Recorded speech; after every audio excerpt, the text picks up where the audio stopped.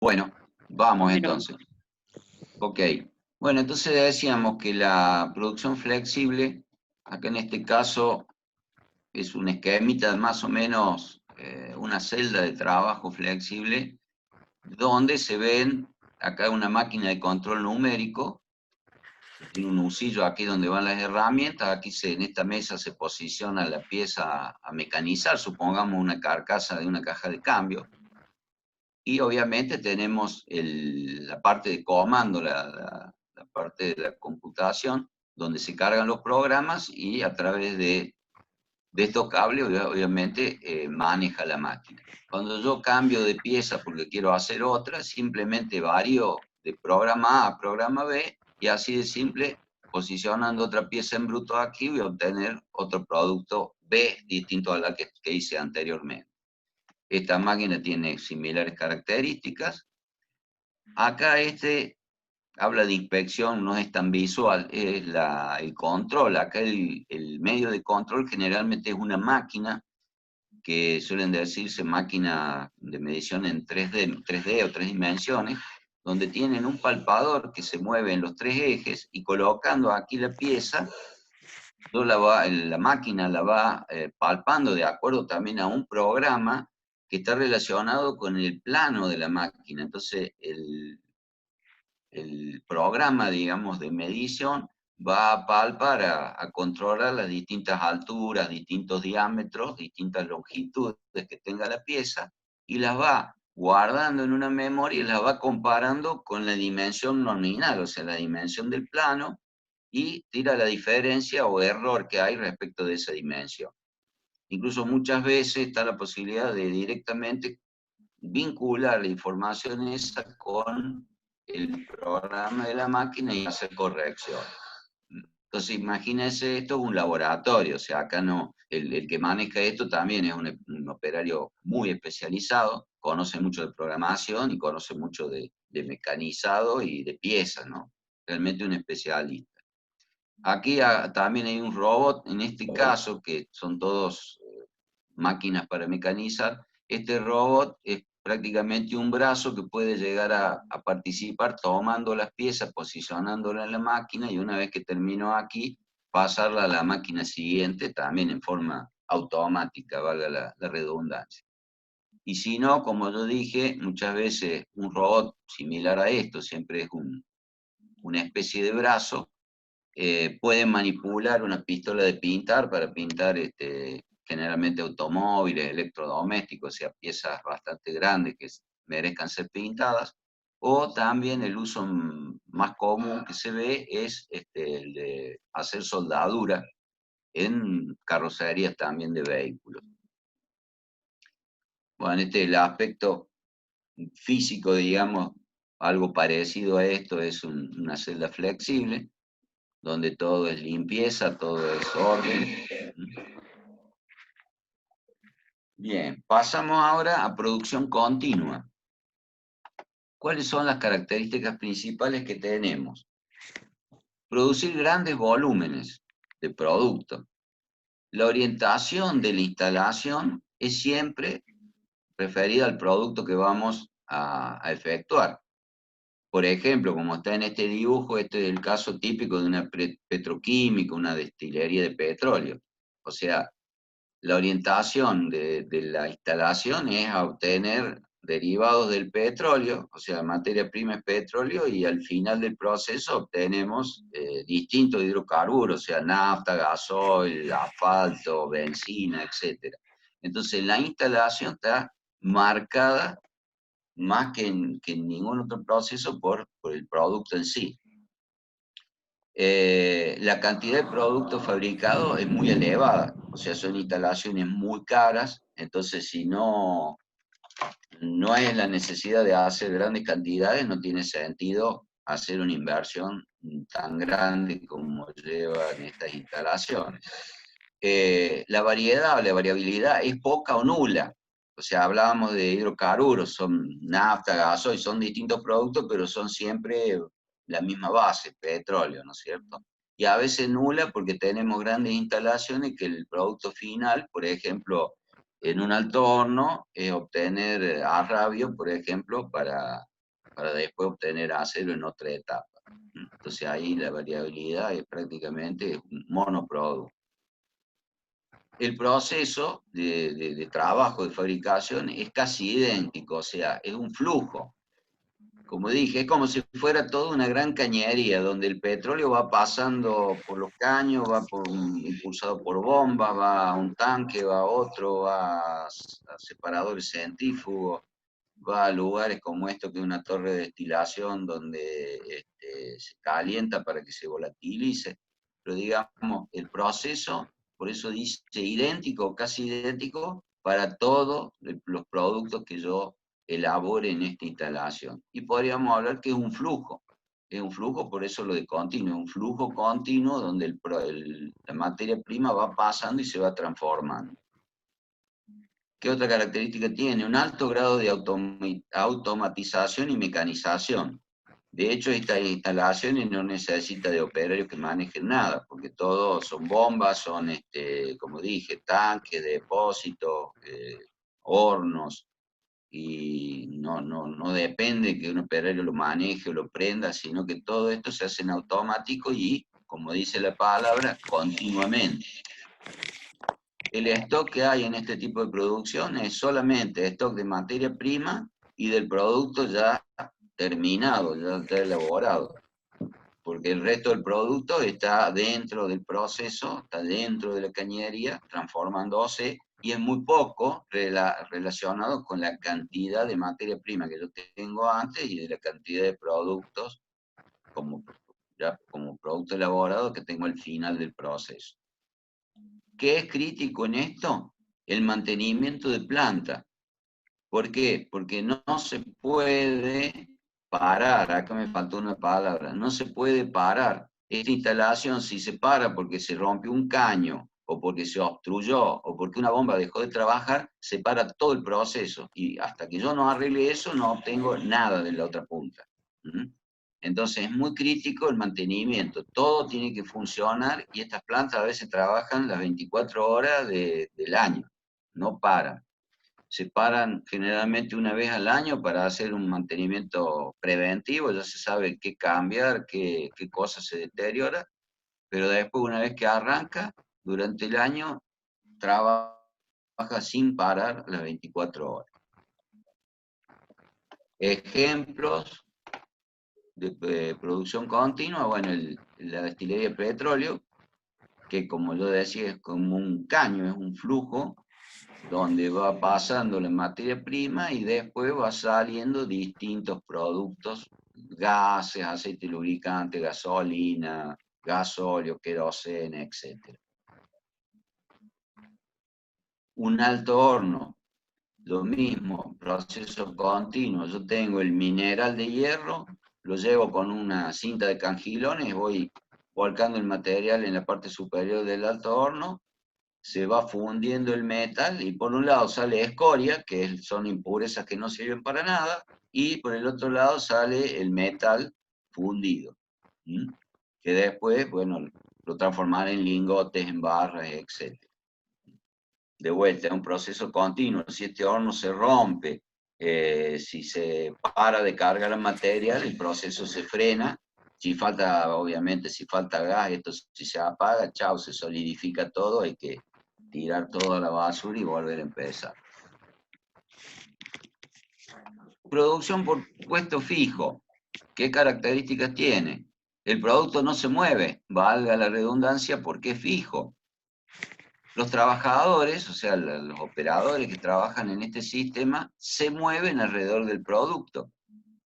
Los materiales que yo necesito confluyen al producto que está fijo, ¿no es cierto? La variabilidad son, perdón, no sería variabilidad, sería la cantidad que yo produzco, poca cantidad, o generalmente en puesto fijo es un producto único. Y el producto, otra característica que tiene, son productos muy grandes, grandes dimensiones. Son los casos, por ejemplo, de los edificios, diques, puentes, barcos, aviones y grandes motores. Cuando digo fijo, recalco, fijo cuando yo lo fabrico. En el caso de las construcciones civiles quedan a donde están. Los barcos, los aviones y los grandes motores, si son exitosas la fabricación, obviamente son vehículos que tienen que moverse, o sea, salen del puesto fijo y van a cumplir servicio. ¿Mm? Acá un ejemplo, un gran avión de pasajeros. Esto es un caso típico de puesto fijo. Es un gran galpón, una gran fábrica, y el producto está ahí quietito y todo confluye hacia allí. Las chapas, los tornillos, los remaches, los cables, todo. Y los operarios se mueven dentro y fuera, alrededor del producto todo el tiempo. Acá ven estas andamios con grandes escaleras para poder posicionar a los trabajadores en el lugar que necesite para efectuar su tarea. Y esto, como digo, son grandes piezas grandes, de gran tamaño, y son fabricaciones que duran mucho tiempo, pueden tardar un año o más. Este es un caso, es una foto del motor más grande que se ha hecho en el mundo hasta ahora. Fíjense el tamaño que tiene, son motores para barco normalmente. Y fíjense, no solo la comparación con el camión, sino que tiene aquí toda una serie de balcones con baranda para que cuando este motor esté en servicio, la gente de mantenimiento y que opera el motor pueda caminar y acceder a las distintas partes del motor, ya sea para repararlo o para manejar. El caso de barcos, generalmente estos están al lado de un muelle, de un dique, se fabrican directamente allí y son movidos por enormes grúas, fíjense el tamaño de una persona, y se van construyendo en distintas secciones que a veces incluso se pueden llegar a construir como puesto fijo, pero en otro lugar, y después se trasladan, si son trasladables en camión, y se van uniendo las distintas secciones hasta formar barcos que pueden tener 200, 300 metros de largo. Bien, vamos a pasar ahora a otro tema, que es el llamado SMED.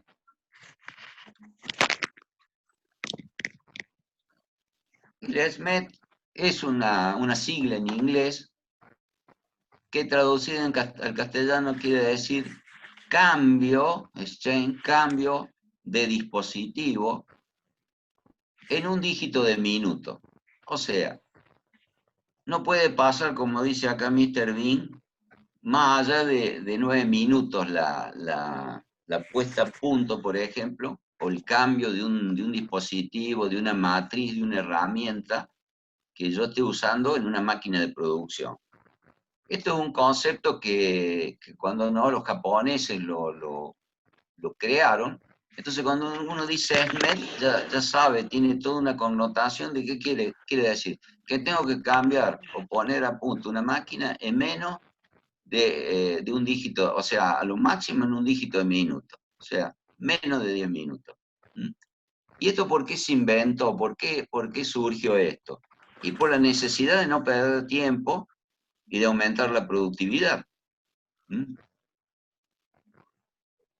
Para que se entienda bien, asumamos SMED, entonces ahora más es una técnica que vamos a usar para ahorrar tiempo cuando cambiemos las herramientas que uso en una máquina, mechas, machos, los insertos de corte de las máquinas herramientas, de los tornos.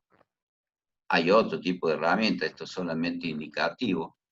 Los dispositivos que generalmente a ustedes que son de tercer año les cuesta, si no han visto muchas empresas industriales, los dispositivos no son más ni menos que elementos que sujetan las piezas a las máquinas, para que la pieza no se mueva, para que la pieza siempre, cuando hablamos de producción en serie, la pieza debe estar posicionada en una misma manera.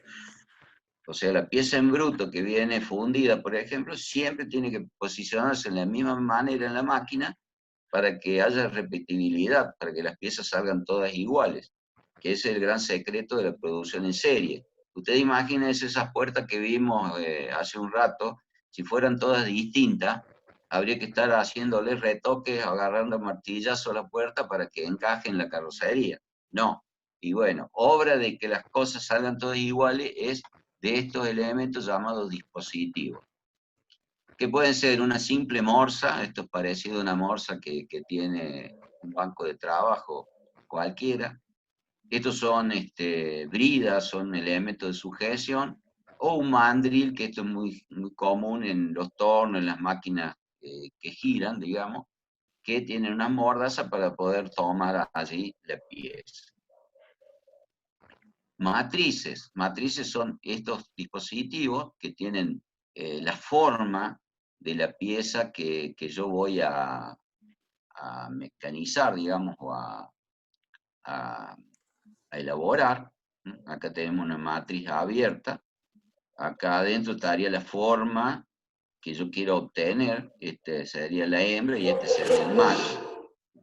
Y esta parte superior se coloca sobre estas columnas, entonces baja, cuando baja, yo aquí entre medio coloco una chapa, y cuando baja el balancín, la máquina que acciona eso, con una presión de varias toneladas a veces, conforma una pieza, por ejemplo, como este vaso que se ve acá.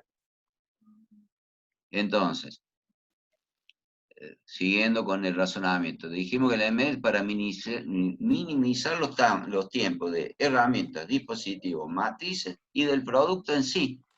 Por ejemplo, si yo quiero pasar de un producto A que tiene esta forma a un producto B que tiene otra forma, y voy a tener que cambiar las matrices, voy a tener que cambiar la forma de sujetar, voy a tener que cambiar los dispositivos y probablemente, si es una pieza mecanizada, las herramientas. Acá esto está, hoy en día lo tenemos todo visto por la televisión. No se puede creer que un auto de Fórmula 1 para en boxes y en 2,5 segundos les cambian las 4 gomas y a veces hasta le cargan combustible. Que uno escucha por ahí y dice, no, tuvo una parada de 3 segundos, muy lerdo, este equipo estuvo muy lerdo. 3 segundos. ¿Y qué es eso? Si yo no hago este cambio, que sería como cambiar el dispositivo, la herramienta en una máquina de producción industrial, si no hago ese cambio rápido, me gana el otro que está compitiendo conmigo. Y en la industria pasa lo mismo. Si yo tengo una instalación que tengo mucha pérdida de tiempo por cambio de modelo, por cambio de matriz, por puesta a punto, voy a hacer menos productos y entonces voy a perder dinero. Porque recuerden acá, pérdida de tiempo es igual a pérdida de productividad. ¿Se acuerdan? El otro día vimos que la productividad era la relación entre lo que yo produzco y los recursos que pongo en juego. Entonces un recurso es el tiempo. Si yo demoro mucho tiempo en cambiar los dispositivos de las máquinas, la máquina no está produciendo. Entonces la producción va a ser menor y el gasto en tiempo va a ser mayor, que va debajo. Entonces el valor de productividad me va a dar malo, me va a dar peor que si yo trabajara bien. Y acá pues, puesto, industria cambia un dispositivo a veces llevan horas los cambios de dispositivo, los cambios de modelo, por ineficiencia, porque no está planificado, porque los elementos están mal diseñados. Y acá hay un secreto que hay que lograr cuando uno aplica SMED, o sea, para hacer los cambios rápidos, hay que tratar de estandarizar todo lo que se pueda. ¿Qué se va a estandarizar? Las herramientas, los dispositivos, las matrices, los procesos de fabricación, los procedimientos, el procedimiento de cambio, el procedimiento de cómo instalar una matriz, todo tiene que estar estandarizado. Y todo eso nos lleva a ahorrar tiempo. Un ejemplo, acá vamos a cambiar, tenemos una máquina, esto es una prensa, un balancín, y tenemos una matriz que está trabajando acá, está fabricando piezas, matriz en uso. Cuando yo quiero cambiar de matriz, generalmente la matriz nueva está en una estantería. Muchas veces esta estantería obviamente está en un depósito lejos de la máquina, lejos de la línea de producción. Entonces hay que traer con un auto elevador esta estantería, con todo el peligro que implica, porque estas matrices pueden pesar miles de kilos, o muchos miles de kilos. Entonces, ¿qué pasa? Si lo hago como está en este esquema, acá ¿qué hacen? Ponen una mesita que gracias a Dios tiene ruedita, porque eso me permite arrimarla a la máquina. Y también, por suerte, está diseñada a la misma altura de la máquina. Cosa que facilita, hay que deslizar la matriz, no la tengo que levantar, no tengo que hacer nada. Pero ¿qué pasa? De la forma que está previsto esto, primero tengo que sacar la matriz de acá, bajarla, que esto puede pesar, como le dije, varios cientos de kilos y hasta toneladas, lo tengo que bajar y poner aquí debajo. Y una vez que quedó libre acá, la matriz esta que voy a utilizar, la paso al carrito y del carrito la paso acá. Y por último, esta matriz que quedó acá abajo, la pongo en la estantería y me la llevo otra vez al depósito. Porque a veces esta matriz puede estar trabajando un mes y no hace falta volverla a cambiar. Entonces esto, llamémosle que es un proceso lento. Miren con esta otra solución. Directamente yo tengo un carrito con rueda a la misma altura de la máquina que lo traigo desde el depósito. Entonces, mientras la matriz sigue haciendo piezas, digo, bueno, dentro de una hora voy a cambiar la matriz. Busco la matriz en el almacén, la traigo, la dejo al lado de la máquina, y cuando completo la producción que tenía que hacer, con otra mesa igual, deslizo la matriz que tengo que sacar y deslizo la matriz nueva. Y esto queda acá, no hay ningún apuro de llevarlo al depósito. O sea, el operario que esté trabajando acá más vale que no se dedique a volver a llevar la matriz al depósito. Esto lo llevará un operario, alguien de logística. Pero se dan cuenta, el ahorro de tiempo, haciendo simplemente este paso, es muy grande. Y desgraciadamente uno cuando va a las industrias muchas veces ve cosas garrafales, más al estilo de esto, donde se pierden enormes tiempos en las puestas a punto. Otra forma o sea, volviendo a la palabra estandarizar, ¿qué estandarizo? Las mesas, todas tienen que estar a la altura de la máquina, tienen que ser, obviamente, tener la capacidad, el tamaño de aguantar el peso de las matrices. Estandarizado el proceso de cambio, la secuencia, todo eso es estandarizar. ¿Qué más estandarizar? Por ejemplo, las alturas de puesta a punto de la matriz. La matriz va puesta, como vimos, en una máquina. Está la parte de arriba que es móvil, que sube y baja para dar el golpe. Como dije yo, si yo acá coloco entre medio una chapa, cuando esto se levante, coloco una chapa aquí, cuando baja, conforma la pieza que tiene esta forma, como si fuera un cárter de un auto, una cazoleta. Bien. ¿Sí? ¿Alguna pregunta? Sí. ¿Sí? Decime. No, la pregunta es al final, si no, paramos mucho, ¿no? Bueno. Por el que no sabe lo que es una matriz, acá arriba a la derecha hay un pequeño esquema. Fíjense, estaría la parte de arriba de la matriz, que sería esto, la parte de abajo de la matriz, que sería esto. En realidad acá tiene un punzón, pero hágame cuenta que el punzón es toda una sola pieza con esto. Entonces cuando yo coloco una chapa y baja ese punzón, me conforma la pieza. La chapa toma la forma del punzón y hago un vasito, por ejemplo. Eso es una matriz. Bien, volvamos a la estandarización. Tenemos la máquina, tenemos una matriz, que es azul, la 1, y la 2, que es roja. Fíjense que las dos matrices son diferentes. La altura de la parte superior son distintas. La altura de la parte inferior son distintas. Y esto ocurre porque las matrices se hacen en distintos años, una me la mandó Ford, otra me la mandó Renault, otra la hice yo, y son todas distintas. Entonces una forma de estandarizar es que hay que tratar de lograr que, por ejemplo, la altura total sea la misma. Entonces, ¿cómo puedo lograr eso? Esta que es bajita le pongo un taco debajo para que tenga la misma altura que la otra, ¿no es cierto?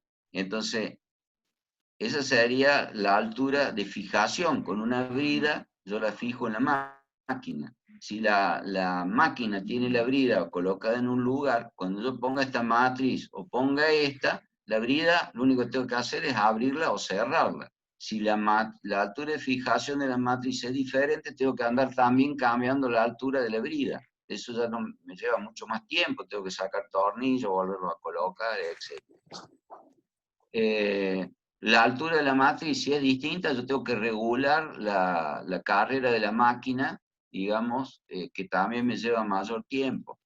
¿Mm? Entonces, todo esto es estandarizar y a la hora de cambiar la matriz lo hago rápidamente y no pierdo productividad. Y aplico SMED. Otros ejemplos, por ejemplo, esto, en vez de poner una arandela completa, ciega, digamos, o sea, con un agujero y nada más, hago una arandela en forma de U. De esta manera, cuando yo aflojo el tornillo 2 o 3 vueltas, ya la arandela queda libre y como tiene esta forma abierta, la puedo retirar. Cuando la retiro, el tornillo, supongamos que esta es la fijación de una matriz, el tornillo que tiene menor diámetro que este agujero, pasa para arriba con tuerca y todo, o sea, ni siquiera tengo que girar un montón de vueltas para sacar la tuerca, solamente usando esto en lugar de una arandela común, ciega. Agujeros periformes, supongamos que esto es parte de un dispositivo, tiene un agujero normal que sería para que por allí pase el tornillo y poder ajustar esto en una base, en una máquina, pero además al ser periforme tiene una medida más chica que coincide con el diámetro del tornillo. Mientras que el agujero grande coincide, o es más grande, digamos, que la cabeza del tornillo. Entonces, cuando yo quiero liberar esto para retirarlo, para sacar un dispositivo, solamente aflojo un poco los tornillos y cuando giro esto, hago que quede coincidente el agujero grande, más grande que la cabeza con la cabeza, y tirando hacia arriba puedo liberar el dispositivo.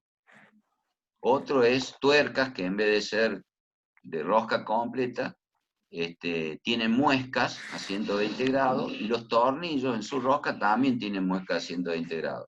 Entonces, ¿qué logro? Que cuando yo, si esto está ajustado apretando un dispositivo, cuando lo gire hasta que coincidan la muesca de la tuerca con la muesca del tornillo, ya queda liberada, la puedo sacar y puedo remover el dispositivo.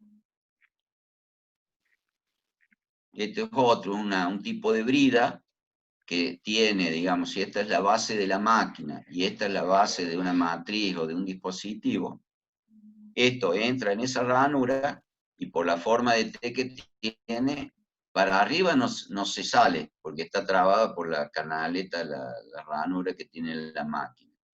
Y por otro lado, tenemos el tornillo que entra en una escotadura que tiene la base del dispositivo, y tenemos la tuerca. Acá no está dibujado, pero tendríamos esta escuadra, digamos, estaría presionando, posicionada sobre el dispositivo para poderlo bloquear, para poderlo fijar. Bueno, esto también, cuando yo aflojo esta tuerca un par de vueltas, ya deja de hacer fuerza, entonces yo lo retiro. Al contrario de esta flecha, ¿no es cierto? Que es cuando lo coloco, lo retiro y queda la matriz libre.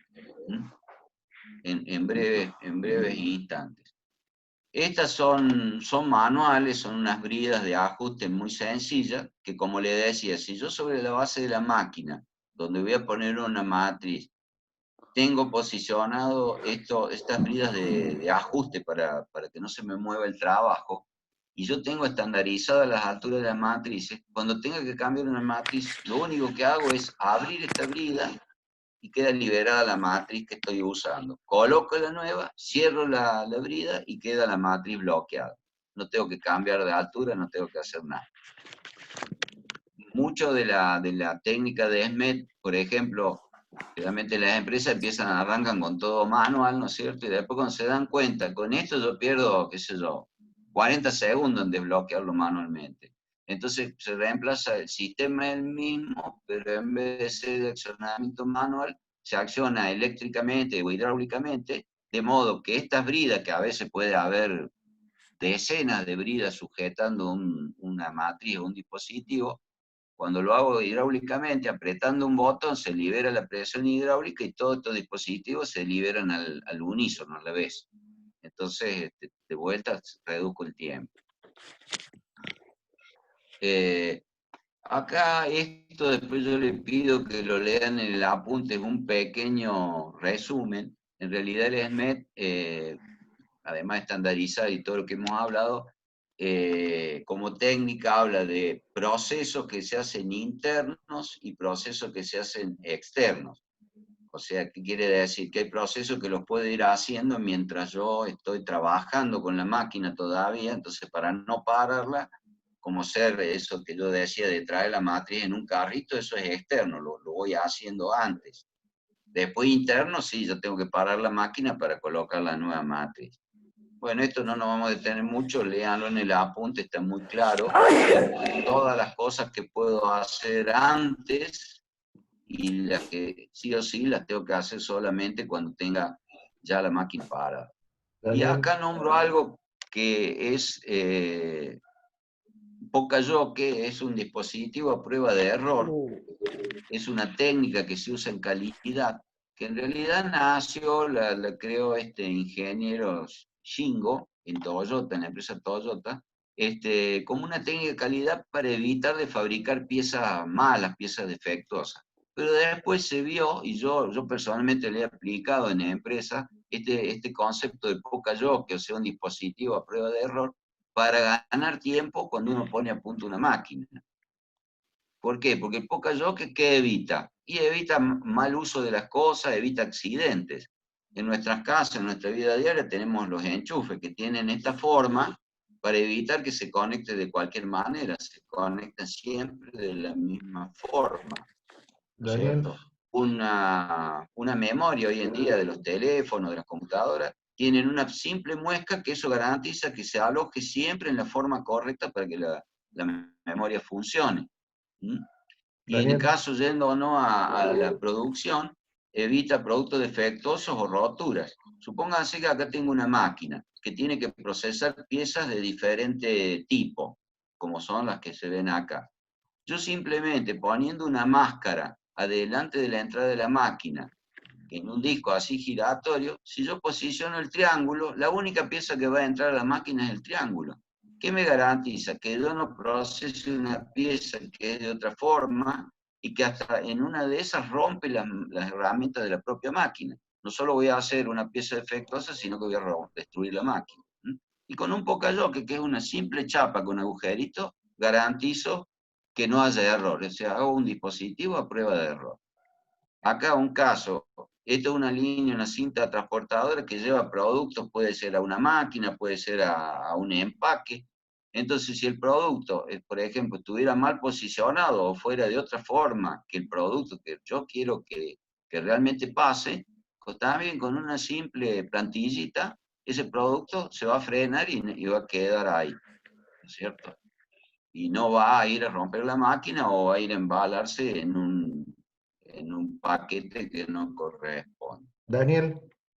Lo que dijimos evita errores. Sumado a la técnica del SMET, que era estandarizar, vamos a lograr un ahorro de tiempo, más producción y en definitiva mayor productividad. Miren este ejemplo. Si esta fuera las dos partes de una matriz, con un simple perno y un agujero, yo no tengo otra forma de armar esta matriz que no sea esta. Solamente por haberle puesto un perno y un agujero. Eso es un poco... Dani. Sí. Dani. ¿Sí? ¿Me escuchás? Sí. Se está por cortar, quedan 3 minutos. Escúchame, sí. Y ya son las 8. Voy a volver a conectar para hacer una ronda de preguntas de los alumnos. Bueno. ¿Ya terminaste? ¿Esto es lo último ya? Sí, sí, esta es la última. Es una animación que muestra un Poka-Yoke que podría ser un dispositivo, una parte de un dispositivo que con esto garantiza que va a funcionar bien, que no vas a armar una matriz mal y va a romper algo. ¿Ves? Lo pones al revés, no va a hacer traba. Correcto. Bueno. A ver, corto la la reunión y volvemos con una ronda de preguntas cortita, porque si no vamos a Bueno, amanecernos acá. perfecto. Sí, yo tengo que irme a otra materia también. Bueno, corta nomás.